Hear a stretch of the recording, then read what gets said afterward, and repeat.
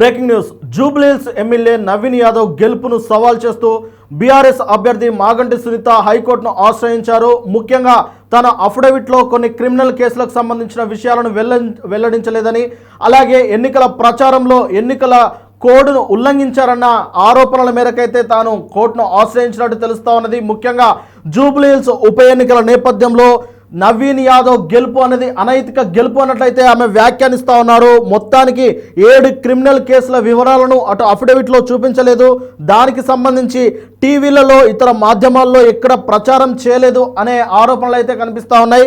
అంతేకాకుండా ఇది conduct of అంటే ఉల్లంఘన మోడల్ కండక్ట్ ఆఫ్ ఉల్లంఘన కింద తెలంగాణ సీఎం రేవంత్ రెడ్డి గారు రామత్ నగర్ రోడ్ షోలో కత్తిని కూడా ప్రదర్శించారని చెప్పేసి ఆమె ఆ పిటిషన్లో పేర్కొన్నారు. అలాగే మతపరమైన వివాదాస్పదమైన వ్యాఖ్యలతో రెచ్చగొట్టే ప్రయత్నం చేశారు అనేది ప్రధానంగా ఆమె సమర్పించిన పిటిషన్లో అయితే తెలుస్తూ ఉన్నది. ఈ మేరకు the presentation of the people act 1951 సెక్షన్లు 1 to 3 అలాగే 125 కింద ఇది విరుద్ధంగా పరిగణించవచ్చు అని చెప్పేసి ఆమె అఫిడవిట్లో పేర్కొన్నారు. మొత్తం మీద ఇది అలాగే ఫేక్ ఓటర్ ఐడీలపై మధురానగర్ పోలీస్ స్టేషన్లో కూడా కేసు నమోదైంది. కుల ఆధారిత మీటింగులు, ప్రచార ఖర్చులు లెక్కలు సరిపోవడం లేదనేది ఈమె ప్రధానంగా ఆరోపిస్తూ ఉన్నారు. మొత్తం మీద నామినేషన్ సైతం అంటే నవీన్ యాదవ్ నామినేషన్ సైతం సరైన క్రమంలో స్క్రూటినీ జరగలేదు, ఇది అధికార దుర్వినియోగం కూడా జరిగిందని చెప్పేసి ఆమె ఆరోపిస్తూ ఉన్నారు. మొత్తం మీద ఈ ఎన్నికలను రద్దు చేయాలని నవీన్ యాదవ్ గెలుపును రద్దు చేయాలని చెప్పేసి మాగంటి సునీత అయితే హైకోర్టును ఆశ్రయించారు. హైకోర్టు ఆమె పిటిషన్ అయితే పరిగణలోకి తీసుకుంది, దానిపైన విచారించే అవకాశం కూడా కనిపిస్తూ ఉన్నది.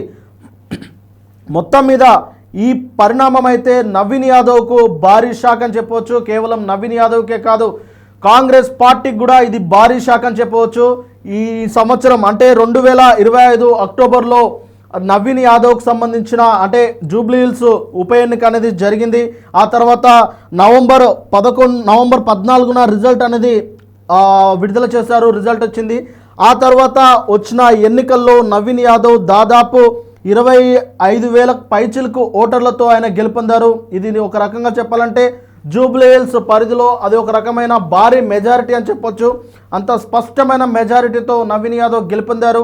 అప్పటికే ఆయన గెలుపు విషయాలు బయటకు వచ్చిన మరుక్షణమే బీఆర్ఎస్ పార్టీ సభ్యులు కావచ్చు, బీఆర్ఎస్ పార్టీ నేతలు కావచ్చు, ఇతర శ్రేణులు అలాగే ఎమ్మెల్యేలు సైతం నవీన్ యాదవ్ ఖచ్చితంగా అక్రమ దారులు ఆయన గెలిచారని, పోల్ మేనేజ్మెంట్ విపరీతంగా జరిగిందని, అక్కడ డబ్బులు పంచుతున్నారని, అలాగే దొంగ ఓట్లు అంటే ఫేక్ ఓట్లతోటి అక్కడ ఓట్లు వేయించుకుంటున్నారని చెప్పేసి కూడా విస్తృతంగా ప్రచారం చేశారు. దానికి సంబంధించి ఆరోపణలు, విమర్శలు కూడా చేశారు. మరి ఈ నేపథ్యంలో మాగంటి సునీత ఎవరైతే బీఆర్ఎస్ అభ్యర్థిగా జూబ్లీహిల్స్ ఉప ఎన్నికల్లో పోటీ చేశారో మాగంటి సునీత హైకోర్టును ఆశ్రయించడం వెనుక ఖచ్చితంగా ఆమె ఏం కోరుకుంటున్నా అనేది చాలా స్పష్టంగా అర్థమవుతా ఉన్నది. జూబ్లీహిల్స్ ఎన్నికను రద్దు చేయాలి, నవీన్ యాదవ్ గెలుపును రద్దు చేయాలని చెప్పేసి ఆమె తన పిటిషన్లో పేర్కొన్నారు. మొత్తం మీద జూబ్లీహిల్స్ ఉప ఎన్నిక మాగంటి గోపీనాథ్ మరణంతో అనివార్యమైన విషయం తెలిసిందే. ఈ నేపథ్యంలోనే బీఆర్ఎస్ పార్టీ మాగంటి గోపీనాథ్ సెంటిమెంట్ను వాడుకుంటూ మాగంటి గోపీనాథ్ భార్యకు మాగంటి సునీతకు టికెట్ ఇచ్చింది.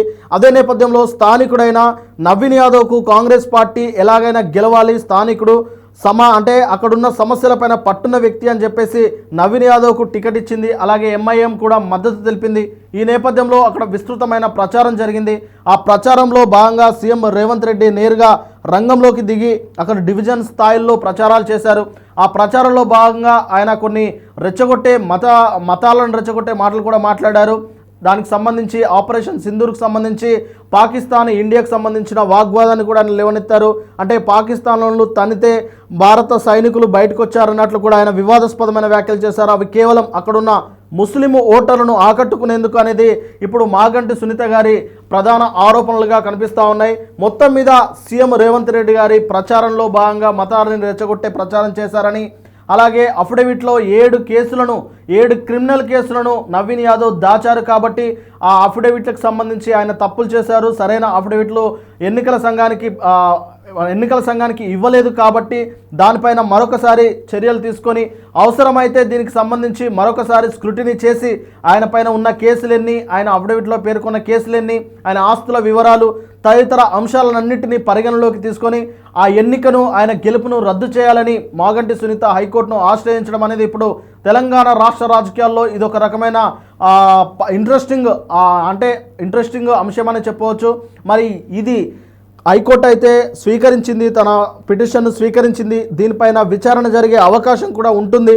మరి విచారించిన తర్వాత అన్ని వివరాలు దానికి సంబంధించి అంత దర్యాప్తు అయితే జరుగుతుంది. మరి ఆ దర్యాప్తుకు ఆశ్రయిస్తే ఇతను నిజంగానే 7 క్రిమినల్ కేసులు అతని పైన ఉండి అఫిడవిట్లో ప్రకటించకపోతే కనుక ఖచ్చితంగా అతని గెలుపుపై వేటుపడే అవకాశం కూడా కనిపిస్తూ ఉన్నది. చూడాలి, మరి గతంలో కూడా ఇలాంటి చాలానే జరిగాయి.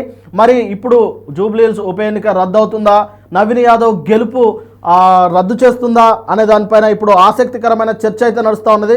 చూడాలి మరి హైకోర్టులో దీనిపై విచారణ జరిగిన తర్వాత ఏం జరగనుందో.